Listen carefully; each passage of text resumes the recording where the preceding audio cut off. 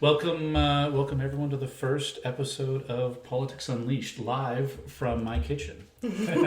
And for everyone who's joining us on this first episode, my name is Danny Hakinen. I'm a former candidate for City Council, as well as a former United Conservative candidate. And the purpose of this podcast is just to have a discussion on politics from, I would say, a center-right perspective. And I'm joined with my fellow hosts, Michelle Badaluk. Hello, I'm Michelle Badaluk. I'm currently doing my doctorate in psychology, and I'm a political nerd. Jesse Watson. Hey guys, I'm Jesse. I'm the only Northsider representing today. Ran for council as well. And I got a little coffee shop. That's my perspective. Oh, one day we'll have it as the sponsor of the show. Absolutely. And then last but not least, Chris Badaluk. Hello, everyone. I'm a lawyer, long-time person involved in politics here in Edmonton. So we always have a lot to talk about. Excellent. So the first kind of thing we're going to describe, just in case you're wanting to listen to this and figure out who we are, well, who are we? So I'm a small business owner myself. Like I said, I ran municipally twice. Because of that, actually ran provincially once. So I've kind of gained a little bit of the political experience through that. But I'd love to know, Jesse, why are we doing this? Why are we doing this podcast? Yeah, in my opinion, there's a lot of things that are never said. And there's a lot in, I'd say, the Edmonton landscape that is one-sided bias. Okay, that's just my personal opinion. There's a lot of people out there preaching the gospel of whatever they want to preach. But I think this is like a really good opportunity to kind of tip the scales for Edmonton and talk about, things that aren't always out in the open and having some courage to do it. Perfect. Michelle, how about you? Why are you doing this? Why are you joining us on this journey? You know what? I don't think that there are enough conservative voices out there to talk about important issues. I think that we have way too many leftist media sources that are feeding what I would call propaganda to people. And I think that the more conservative voices, the better. Chris, what do you have to say to that? Well, I think it's always interesting for us to look at what's going on in the city, the country, and in our province and discuss those issues and try and bring a different perspective to it. I mean, often when we hear things filtered through the official channels, we're basically getting the most left-wing possible takes on things that don't necessarily represent what a lot of people have to say or think about the issues. Fair enough. So, as we kind of opened up with Jesse and myself, we're both candidates in the current municipal election that just came and went. Jesse, I'd love to know kind of what experience, this is your first time running, yeah? It is, yeah. And what experiences did you kind of have in that whole thing? Like, walk us through your story. Yeah. So I always like to start that I kind of had nothing to lose, like genuinely, right? I have a great life. I have a little historic house. I'm married. I got a business, a little coffee shop, and I went into it just to try to make, Edmonton a better place, right? And at the time, I'd say I thought the city, I was a little bit naive. I thought it was kind of nonpartisan. But then what I realized going through it is the most partisan place it can possibly be. And you start to learn really quick who to trust, who to ask, who to talk to, who you meet. For example, I met you, Danny. We aligned and you kind of start to bounce ideas off each other. But then you realize that it's a big battle. No matter what you do, there's forces greater than you in Edmonton, which I think kind of we all witnessed as a result of the election. Oh, absolutely. So I think one thing that everyone saw a lot of on social media was the working families influence. And so can you give a bit of an explanation of working families for our listeners? Yeah, there was like, so a bill came in from the province which basically permitted municipal parties, which if somebody wanted to join a party, that's great. That's democracy at the end of the day. A lot of people were against it. A lot of people who won were against it. And I really think that's important to know because when you stand up fighting against something, suddenly a third-party advertiser appeared, which isn't an official party. They're a third party, but they can fundraise on your behalf. And so what started to happen is some of the mostly incumbents, union-orientated groups, which is fine, union, labor, whatever, they started to back some of the candidates pretty hard. And that came with money. and a lot of money. So there was like a leaked document that came out from one of the candidates on the south side talking about they wanted to fundraise up to $800,000 just to ad spend candidates. And so it started to make a big impact on the election across the city. But at the same time, a lot of the incumbents would say, I have nothing to do with them. That's just them doing their thing, which I don't know if that's really the case. Well, I also got that leaked document, and in it, it mentioned that all the candidates that they intended to endorse knew that they'd spoken to them, and for the most part knew they were getting the endorsement. So, but none of them knew. But none of them knew, except by working family's own admission, they all knew. Yeah. But yeah, neither here nor there. Yeah, that was interesting. That I don't know how much that came to play in my ward, in my race. It did. One of your girls was backed, and I think she had some volunteers. I think she definitely had some volunteers, and it helped her. But she winded up finishing third, so it wasn't enough to get her across the finish line, which is also an interesting perspective of our ward, because the city of Edmonton is fairly left leaning. We have a 20 seats NDP. Yeah. But the fact that two of the top two front runners in our two as in two Parmar, and then Daryl Friesen, who is the better Edmonton candidate, both of them are conservative leaning, and whether they outright said that they were or not, that would always be interesting to find out at the doors, because I was open about it. Right? Maybe you can get some doorbell cam footage. Oh, if anyone listening to this is willing to share some footage for the giggles, why not? I made it very clear on my platform that I'm a conservative, because people would at the doors, and I guess we can talk about our experiences, like 3 things we didn't expect, or maybe we did expect this. So I'd knock on a door and I go, I've got this actionable platform. Here's my background, because I expect you to ask me what qualifies me to run for this position. And instead, more often than not, they would ask me, how do you vote provincially and federally? I said, well, I'm a conservative. I voted conservatively federally, and I was the candidate provincially, so of course I'm going to vote for myself. And they're like, oh, well, we want to stay away from UCP as much as possible, and that's why we want to vote for 2. Mm-hmm. Now, if anyone wants to do a Google search, she was the United Conservative candidate, or she tried to run as the United Conservative candidate against Casey Madu in 2018. So that's neither here nor there. Maybe that's why she was able to win, is that she had some conservative leaning, but she didn't outright just say, I am. You know why I think she won? I'm just going to be honest. Be honest. I just think that there's a lot of misinformation at the doors about who you are as an ideology. Absolutely. Yeah, and I think city level permits you to basically be centrist, whatever that means. And, I was kind of centrist in the beginning, but then as I went ahead, I realized, no, I'm going to be who I am. It's important. Why hide behind stuff? But I was naive in the beginning. But I think she did it because she catered to NDP's MPCs, even though she might be PC. Absolutely. I mean, she was backed up by the same people that were supporting Andrew Knack. It was #time for a change. So little did they know, Miss Two has been at many of our fundraisers and special events. So that was really interesting to see. Yeah. Well, Michelle, you also have to realize that all of these NDP supporters immediately see a professional minority woman. That's right. And assume she has to be somewhere to the left of Chairman Mao. Mm-hmm. So they naturally just assume that she must fit with their ideology. And, they don't necessarily inquire more deeply than that, other than that she looks like what they think their candidate is supposed to look like.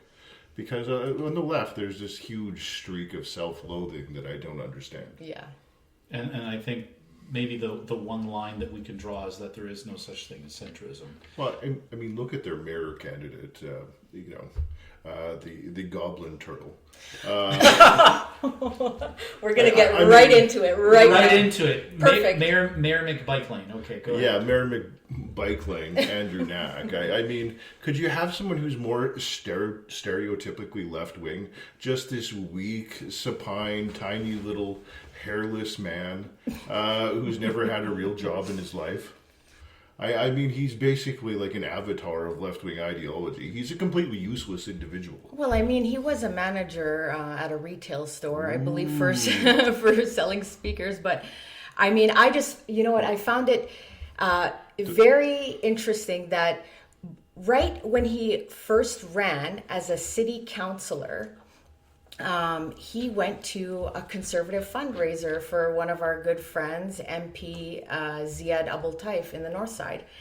And he was actually sitting right beside me, and he was schmoozing with all of us, and he sounded like a conservative. So I feel like the rug was kind of ripped underneath us, so to speak. But yeah, I just found that very interesting, and we see the same thing with Tu Parmer. So I wonder how many other councillors were running with that kind of platform. Well, look, I mean, Knack, clearly, the only job he's probably qualified for is running the soundboard on this podcast, having run a speaker shop. So aside from that, being mayor is the best job, and a councillor is the best job he'll ever have. Mm-hmm. And what you have with, like, some of these people who have, like, no professional background is getting into politics is literally the best job they're ever going to have. So they'll say or do anything to hang on to their job. Just like that guy in Nova Scotia who crossed the floor Right. in a fit of pique. I mean, politics is the best job that guy's ever had. He has nothing beyond that, so he's clinging to his job for dear life. He actually looks scared on Yeah. camera. Of course he He does. should be scared. And you should, because people who commit, like, political treason like that, Absolutely. basically everyone around you is gunning for you for the rest of your life. Right. Because you're a complete traitor. I mean, I'm wondering a little bit off topic, but Yeah. back to Andrew Knack. I Yeah, mean, we'll get to. We're definitely going to get there. We'll have a segment on We'll federal get to politics. Mr. Autremont later. But with Knack, I mean, he's a soulless office holder who's just saying or doing whatever he thinks will be popular because the man has no real strong opinions about anything. I mean, if you look at him, you can't really associate the word strong with Andrew Knack in any meaningful way. I mean, he's a loser. And what we're going to have is 4 bad years of government as long as we have people like Andrew Knack in office. He's a loser, so we're going to get loser policies, and we're just going to see the city continue to decline as they prioritize stupid ideas like bike lanes and Useless art projects. and government spending and all these other niche little things, rather than actually filling potholes, putting police out on the streets, and keeping order. But their first motion was to approve shelters. Oh, you know what we need to do? Put those people on buses like Ralph Klein did and drive them to Vancouver. So let's talk about that. I mean, tell me how you really feel, but there's been one of the things that this podcast will hopefully do is that I made sure to screenshot every counselor's platform because I think that's worth the conversation. Because Jesse, you and I both had very specific platforms, and then looking at everyone who won, I couldn't help but notice a lot of just generalization. But we'll save those for future Like episodes. safety. Yeah, like what? Right. Yeah, it's like we believe in safe streets. Great. Okay, what does that mean, right? But there's no the afterwards explanation of like what do you mean by that and how you're going to achieve it. So you mentioned you didn't bring up the fact that I think Knack's first motion was for $1 million for day shelters. Yeah. So let's walk into that one. Tell us more. Yeah, I think, well, what I learned at the doors and learned over a campaign is actually shelters are never the solution in the long run. So I find it a bit weird that the first motion that council unanimously approved was to do more shelters. It's like as if they haven't heard anything or been downtown. Well, none of them live there, so that's one thing. But then right away I saw the province push back on it, and I saw social service agencies in the city push back about it. So it's the very first motion is already getting pushed back by all levels of government and within the city. So I just thought that was a little bit odd. It's like, are they not communicating already Yeah. with the people who support and with the province? I thought that was just a little odd. I mean, the problem with the homeless isn't necessarily that they're homeless. The problem is twofold. I mean, almost every single one of them, they're homeless for one of two reasons. They either have severe psychological problems That's right. or they have a severe drug addiction. And a lot of this in recent years has been fueled by the fact the federal government decided to start giving away free drugs. And a lot of those free drugs are simply sold to buy stronger drugs. Like they'll take their hydromorphone prescription and then they sell it to buy fentanyl or heroin or crack carfentanil. or whatever it is their drug of choice. And so what we've done is we've had effectively the federal government subsidizing a growing amount of drug addiction which is aggravating whatever psychological illness these people had in the first place, which they were self-medicating.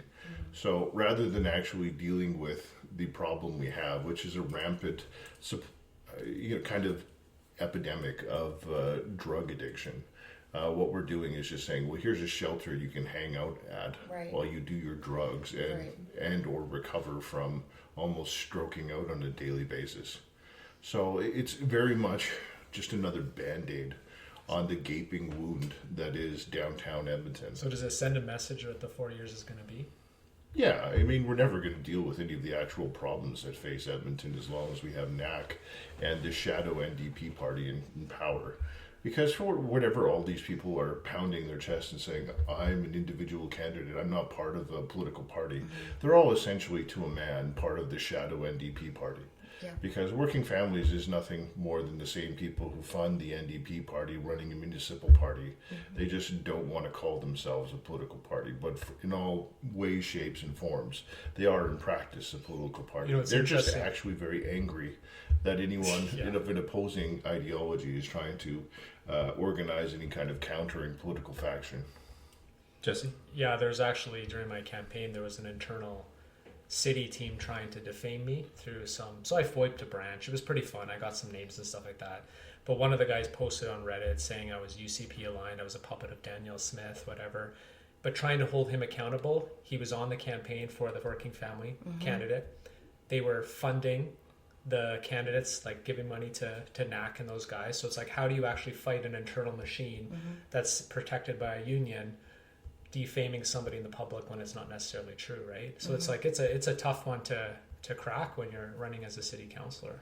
I mean, and just to go back to the safe injection sites, during their debate, there were a handful of people that were opposed to the safe injection sites because, like Chris said, it's like putting a bandage over almost like a bullet wound. I mean, it's not really going to do much. You're prolonging a serious and deadly issue instead of funneling that money towards free rehabilitation. I mean, that should be the standard here. As we are a G7 nation, we should have free rehabilitation for people suffering from drug addiction and mental illness, which are, yes, the two main reasons why people suffer from homelessness. But Andrew Knack, he supports safe injection sites. So, I mean, those people are just going to gravitate between going to the safe injection sites and then going to these shelters. I mean, nothing is actually done to combat the issue at the root of its problem. Instead, we're just covering it up and trying to make it, look okay, but it's not okay. I mean, those are kids, those are parents, those are community members. They've lost their lives. And I mean, it's a duty to protect those kinds of vulnerable people, and we're not doing a good job of it. Well, the city did give money to a housing agency in 2022 to build some supportive housing, 30 million, Right. and then it was never done. But Right. no one knows where the money went. That's right. That was actually one of the things I campaigned on. So, like the central Missing money? Well, the central tenet of my campaign was just audit city spending and departments because money is missing. Money's going to I think you even did a video on it. There was an area downtown or in White Ave where the city bought property, didn't build anything, but they still found a way to spend $4 million, right? But there's nothing to account for it. There's no clear records. You have to go digging for it. Yeah. So I think, I thought at least something that's going to galvanize the voters is just, hey, let's set, we set a budget in the city. It's like, oh, well, we need to spend this much. Well, why? Like, what are we actually achieving? Right. And so an organization I was part of, I was part of the Edmonton Intercultural Center for 4 years and president for the last 2. And in my presidency, what I was trying to do is revise bylaws. And I said, look, guys, let's have a look at what have we done? Some of these are aspirational, but what have we achieved? What did we hope to achieve, but we fell short? And then just what was outlandish? It was really out there. We never could have accomplished it. And I feel the city needs to establish some kind of benchmark about that as well, right? Like, okay, we're spending money on these topics, these subjects, these issues. What have we actually achieved? What is outside of our remit, out of our scope of work, if you will, like something that should be provincial or federal, but maybe they're not doing a great job, so the city steps in, but you're not really achieving anything.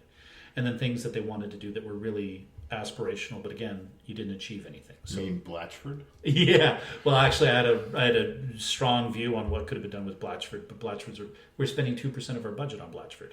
Well, they've spent what, $250,000? $250 million so far to build what, 100 houses?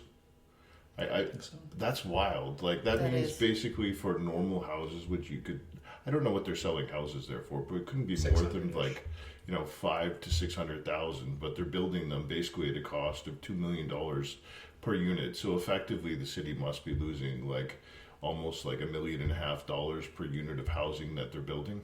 Which is wild. If you sold the land, the developers would have obviously made money on all of these houses. The city would have made money from selling the land. Yeah. But instead, we have the city acting as a developer and, as far as anyone can tell, doing it extremely badly. Mm-hmm. I mean, to the point where, they've now spent on average $2 million per unit of housing, which, they're in turn selling for around 600. You know what's interesting is essentially the whole council who got in double down on that last term.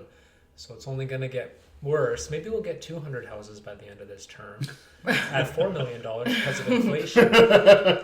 But you know what? I find it so ironic, and it's just a slap in the face to people that support these kinds of candidates. I mean, they're voting for leftist policies and ideologies that are supposed to empower the lower and the middle class of society. But everything they've done has crippled society in multiple ways. It's insane. And people keep voting for it. I mean, only 30.4% of Edmontonians that were eligible to vote showed up. When you would think that most of the people would show up. I mean, we even had advanced polling for almost a week.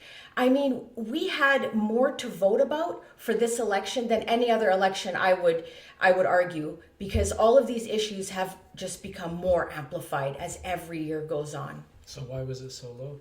Yeah, let's talk about that. We had 35 in 2021. We had a 35% voter turnout, which was average but low.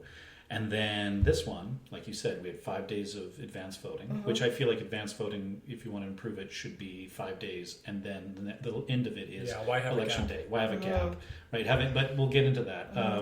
So, as someone who was watching this election because you weren't really part of a campaign on the outside looking in, what were your experiences with this campaign or this election? Okay, well, I think that counting the votes by hand might have caused an issue. Also, the forms that they were using once you got into the building, I think that was kind of excessive. I mean, we didn't used to do that for other elections.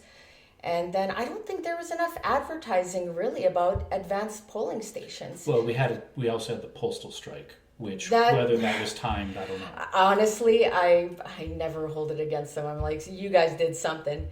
But, I mean, we didn't see enough advertising or on TV, for advanced polling, which is not good because a lot of people were like, oh, well, we have kids and we don't want to wait in line for 2 hours. And I'm like, well, then why didn't you go to advanced polling? Oh, I didn't know when it was. That's unacceptable. That's on the media, but it's also a personal responsibility. As an adult, get your shit together. Open your eyes. And especially because this election, in 2024, there was a poll done that showed that 74% of respondents wanted this council gone. Right? Like, I thought, okay, great. The tide has turned. The people are upset. They're ready to make change.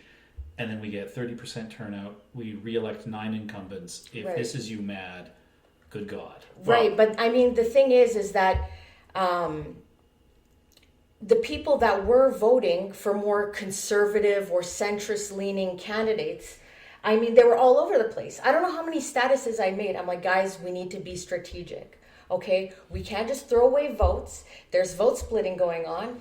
And so we tossed our votes to a bunch of other candidates that didn't have a chance of winning.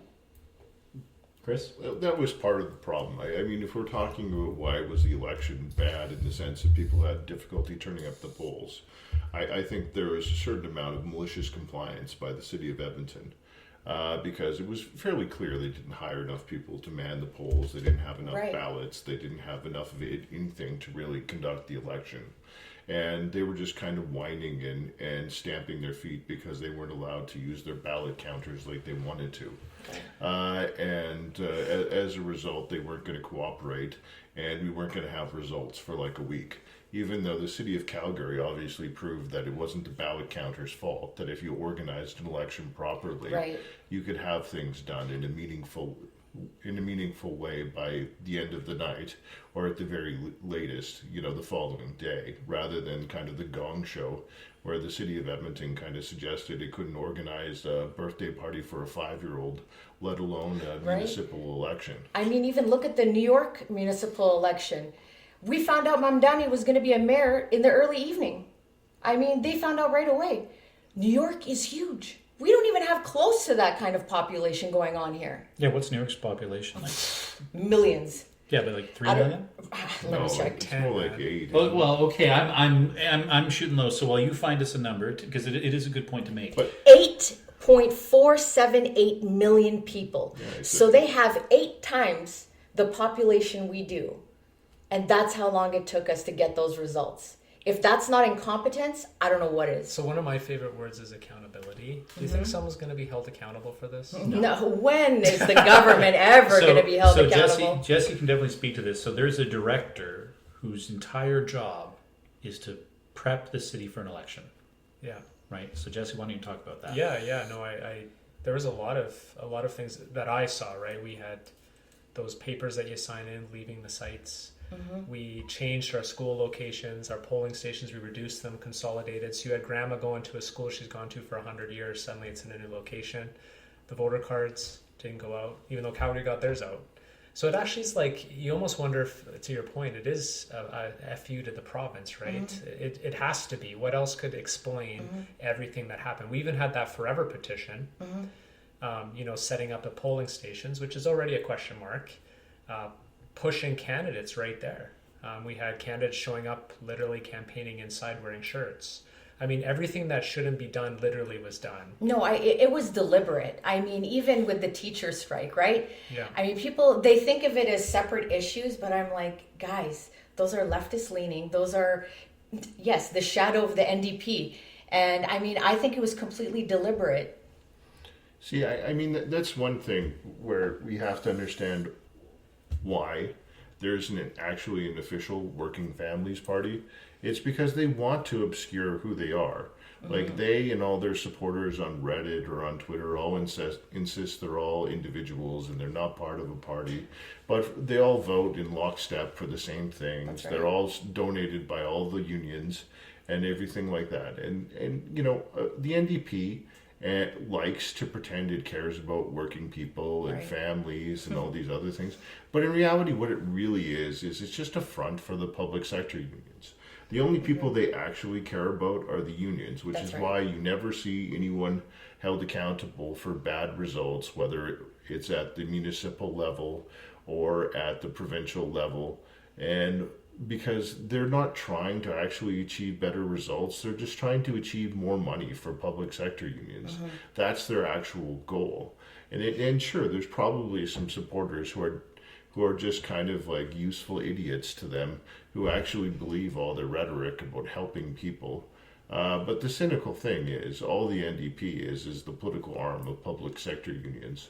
So their only goal is to make sure that the Edmonton City Council keeps the number of public sector workers up and keeps the dues coming in, so money goes out to make sure the people who will hire more City of Edmonton workers get elected, and those people make sure that more City of Edmonton workers keep getting elected, so the dues go out to support their political donations. And it's kind of this really kind of pathetic feedback loop. And the reason they don't want to put an actual political party label to it is because that would allow voters to identify who the problem is. But while they insist we're all individuals, we're not all part of the same group, Right. there's some plausible deniability that makes it harder to pin blame on them. And you know what? I just think it's funny that they're using this whole guise of caring about families and we want families to do well. Groceries are expensive, rent's more expensive, heating's more expensive, everything you can name, it's more expensive. You're paying more, you're getting less services. I mean, like, I mean, it's just actually so insane. Like, think about even garbage disposal. I mean, we don't have kids. Thank God, because imagine newborns, you know, they have to have so many diapers per month, and you have to try and dispose of that once every 2 weeks. I mean, I feel bad for parents nowadays to live in this kind of political climate where you're being lied to your face. And if you say anything that questions the mainstream media or the government, you're being labeled as crazy. I mean, garbage is a good example insofar as in the city of Edmonton in the last couple of years, what happened is the fee for garbage collection went up. Yep. But in turn, the amount of service you got was reduced by half. So if Less than that. less than half. So if anyone in any other service you contract with said we're raising the price and we're providing you half as much service, you would tell them to get wrecked. Right. We're not doing business with you anymore. You're fired. Right. But because it's the city of Edmonton, they basically say you will suffer what you must from us and pay what we demand you pay, because it's effectively a tax. But the incompetence of the city is staggering. I mean, there's really nothing the city of Edmonton does well, other than it's less grossly interfering with housing than some other cities in places like Ontario and British Columbia. Our development fees aren't as onerous as they are in other places. That's about the only good thing you can say about how the city of Edmonton does business. And that's mostly because traditionally the developers in Edmonton and Calgary throw around money like candy, so good for them, I guess. Yeah, that's one thing I struggled at the doors. I don't know about you, Danny, but it's like, you know, you go to a door and you see the real state of a city, right? And it's rough. And there's a lot of deniability about the real state of things. And it was like you were seen as negative, even though the reality is that this is the reality. And, you know, you got seniors. I remember one guy, his eaves troughs are falling off. He's got dirty shirt. He's on some crappy CPP. And then he's asking me for rides. He can't even afford a taxi. I'm driving this guy around. And then I'm like, how can you actually see that and then permit what's going on fundamentally, right? Tax increases and vanity. Like there's a park that just opened downtown yesterday for $70 million. Whoa. And you're like, how can we do these things and permit that, right? And we're letting people go at the expense of what? Some kind of ideology? Because I really believe that. Like even some of the guys on the news the day after their win, you know, one guy on the South Side won, nice guy, but he's talking that his trending topic at the doors was transit. I'm like, that's not true. It's what he knows. Therefore, he's going to push his own agenda at council, not representative of the people. Right. I think it's like a cost sunk fallacy thing. I mean, I think people have bought into this ideology for so long. When back in the day, I mean, those leftist parties, like the Liberals, for example, I mean, they were genuinely a centrist party in the 90s and maybe early 2000s, but then they shifted quite fast to the left. I actually talk. Yeah. I would have really good conversations with people at the door because, you know, they would look at the ones that would give me the time of day. So they found out I was conservative, but then they looked at my platform and they're like, oh, okay, well, you know, you're conservative, but we can see a lot of things that you're talking about that we like. It's like, yeah, conservative can talk about homelessness, Right. And not just all be about financial responsibility, but also like how can we concretely deal with the issues. So let's a bit of a tangent we went on, but let's go back because we mentioned housing.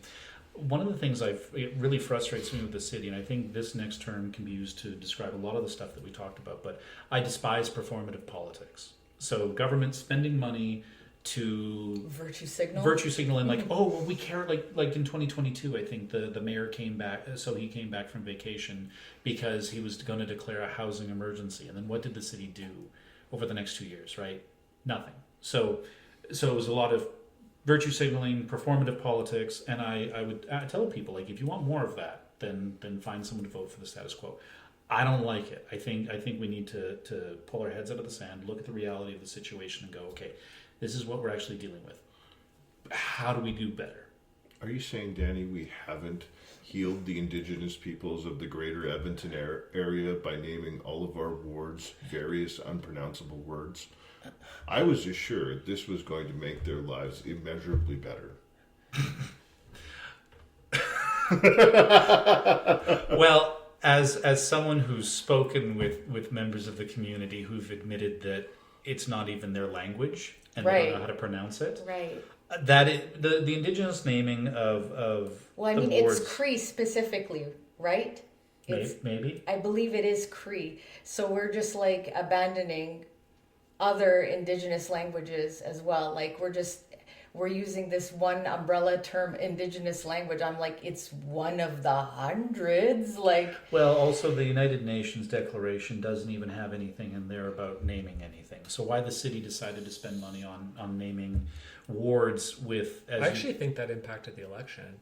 It did, absolutely because did. a lot of people didn't actually understand where they were, and numbers just solidifies in your mind, right? So a lot of people are like, "Are you going to change the name?" I'm like, "Well, adding a number is probably a realistic outcome," but I found people didn't even know what ward they were in because it's hard to identify an area. So I would always say I'm Inglewood to Castle to help people understand where the heck they were. But I actually think that impacted voting. Yeah. I mean, and those name changes, I mean, I don't have an issue with them, but I mean, what has that really done for the indigenous communities here? I mean, they've raised the prices on standard of living so much that it's affecting them, it's affecting us. I mean, this is just virtue signaling at best, and they're not actually providing real issues for those communities that need help. Well, yeah. I mean, when you say that, I think what you're referring to is a compounding effect between a liberal federal government Yeah. and their deficit spending and the Absolutely. decisions they're making, and Right. then a left-leaning city council Yeah. that has never really, I don't think they've ever really pushed for financial accountability. No. Like we'll go back to Mayor McBike Lane, which I think is a far less offensive name than the hairless goblin turtle. And I know Jesse. By the way, Jesse's a former director with the city. Yeah. So I think that's why they went harder after you, is because you saw behind the veil. Yeah, I knew what was going on. So, yeah, it's just. Let's talk more about that, right? You were hammered because of that. Yeah, I had a few friends on the left that became almost borderline obsessed with me online, posting pretty much every week. I had a lot of internals trying to sabotage things, because a lot in the housing sphere, because I'd call out, we gave $100 million to a builder who only spent 80, where'd the 20 go? Things like that, right? I dig deep, I knew where to look. People said I was lying, misconceptions. It's like, no, actually, I just know where to look to find the information out. And you try to expose that stuff, got huge views, but I got a lot of pushback, right?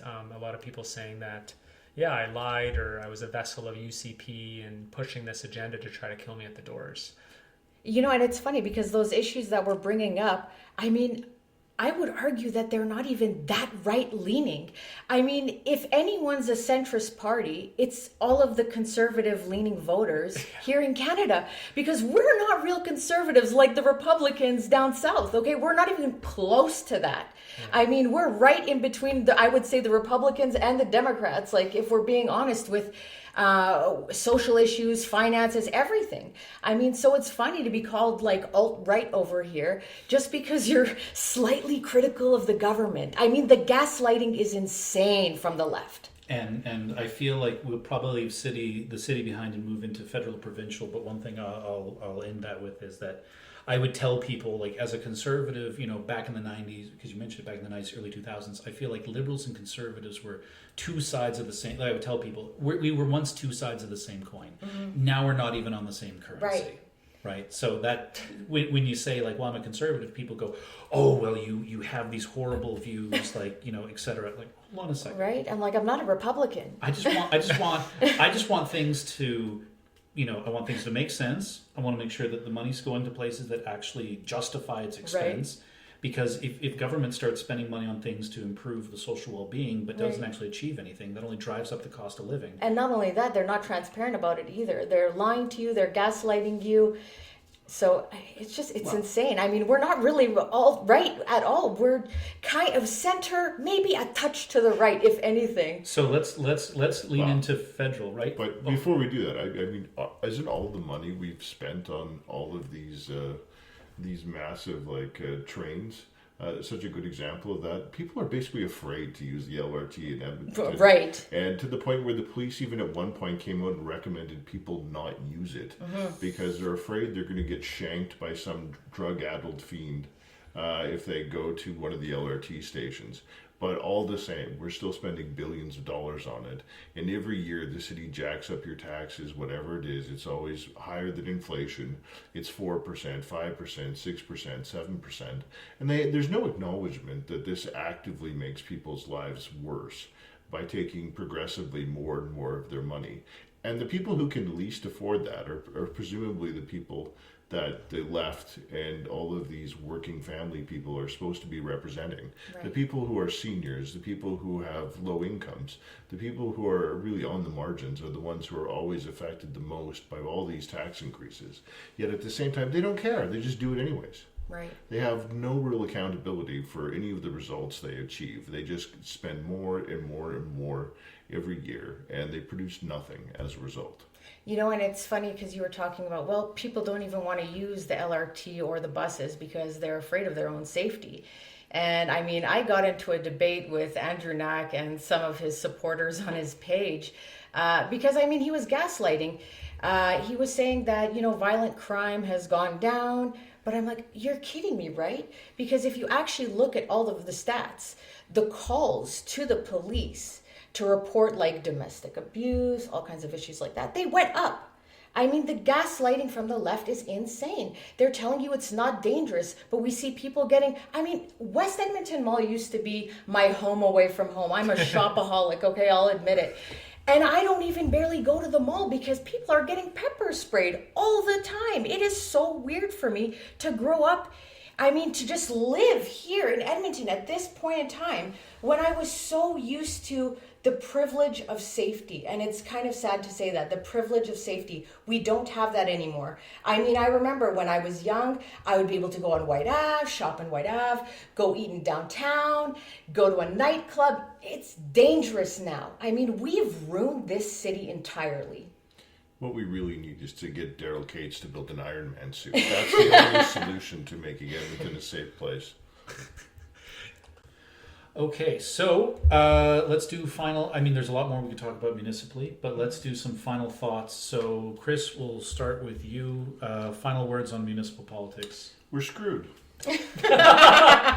Okay, Michelle. Don't complain when things get shitty. So actually show up and vote next time.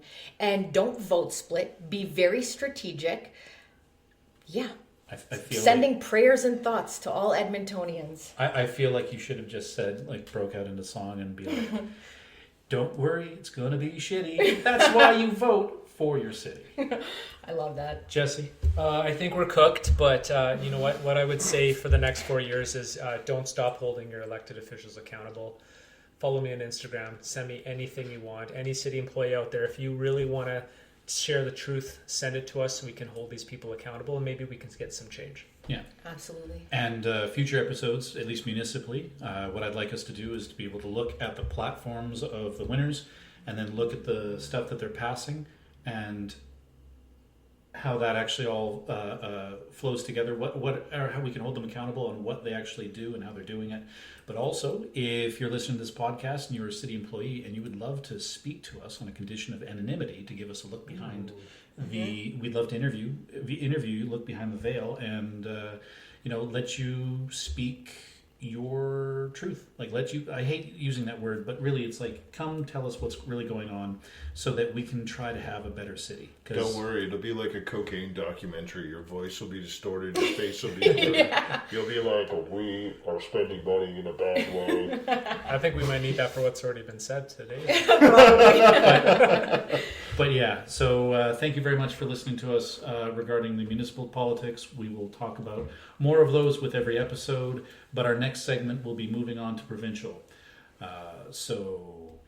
There's nothing going on, right, for provincial? No, I mean, there's always something going on. It'll be a It's lot. been kind of a slow few months, right? Yeah, just not much. But my name's Danny Hakinen with Jesse Watson, Chris Battleluck, and Michelle Battleluck. Thank you to listening to Politics Unleashed, the municipal edition, and we will be getting right into provincial shortly.